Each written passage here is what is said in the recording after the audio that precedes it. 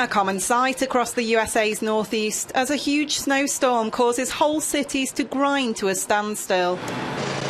Snow-covered streets were almost deserted in the capital, where even the federal government has shut down. Around 30 centimetres of snow blanketed the Washington, D.C. area in a weather system that has affected about 22 states and caused at least 18 deaths. I've been out here from 4 o'clock.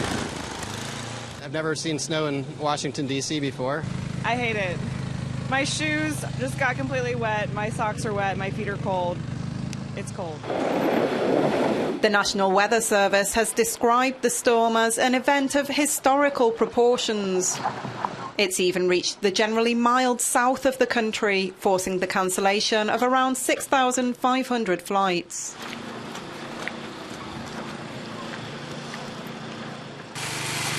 And the conditions seem likely to continue to wreak havoc over the weekend. The president and the vice president have cancelled all public events, and there is even more snow to come in the days ahead, as America is bracing for a long weekend. Washington will fall into deep sleep until at least Tuesday. Stefan Grobe, Euronews at the White House.